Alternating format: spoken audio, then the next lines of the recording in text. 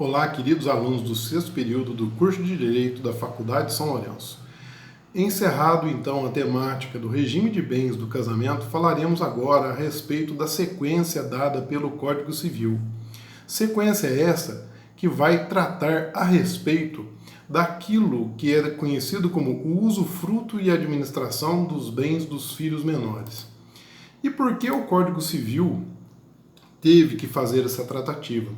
Porque existem hipóteses em que uma criança, um menor, um adolescente, ele pode ser o real proprietário a respeito de algum determinado bem.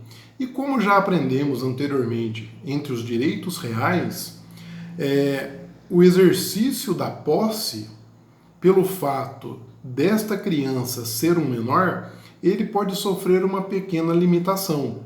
Esta pequena limitação ela está determinada pelo Código Civil, já que os pais são responsáveis pelos seus filhos até que os mesmos atinjam a maioridade ou fiquem emancipados, houve no sentido de proteger aos bens destes menores medidas adotadas pelo Código Civil.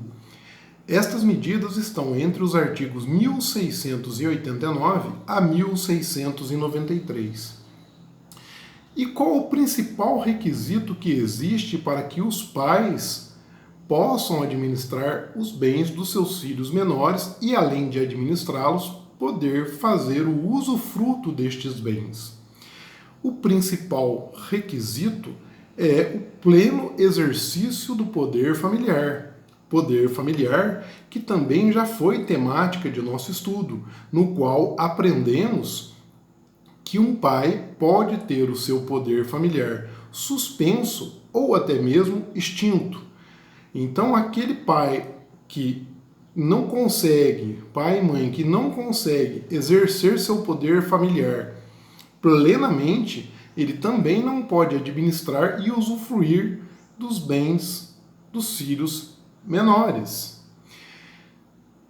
Agora, da mesma forma que vocês aprenderam lá no regime de casamentos que existem bens que estão excluídos daquele regime, caso, por exemplo, da comunhão universal, que existem bens que, mesmo estando diante da comunhão universal, estão excluídos desta comunhão universal, existem bens que já estão excluídos da administração dos pais e do usufruto dos mesmos.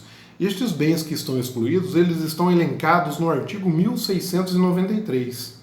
E quais são esses bens? O inciso 1º nos traz que são os bens adquiridos pelo filho havido fora do casamento antes do reconhecimento. Ou seja, existe uma linha demarcatória que é o reconhecimento. Se este bem foi para este filho antes de que ele tenha sido reconhecido, o direito pátrio entende que o pai não pode administrar, muito menos usufruir deste bem. Por quê? Porque o reconhecimento se deu posteriori da aquisição desse bem. O segundo, os valores do filho maior de 16 anos no exercício da atividade profissional e os bens com tais recursos adquiridos. Ou seja, aquele menor que não completou 18 anos, mas tem mais de 16 e através da sua atividade laboral já está adquirindo bem, estes bens também não vão estar dentro da administração de seus pais. Terceiro, os bens deixados e doados ao filho sobre a condição de não serem usufruídos ou administrados pelos pais. Ou seja, houve uma doação para esse filho menor e claramente houve essa cláusula que seria o equivalente, né? Tem a verossemelhança com a incomunicabilidade no caso do regime de comunhão. E, finalmente, os bens que os filhos couberem na herança quando os pais forem excluídos da sucessão, ou seja, no direito das sucessões, que será objeto de estudo no próximo semestre, vocês vão ver que, eventualmente, na linha sucessória pode haver a exclusão de um pai, mas a sequência do neto. Ou seja, o neto vai herdar sem passar pelo seu pai. Neste caso, não haverá, então, a possibilidade de usufruto e administração do pai em relação a este bem dos filhos.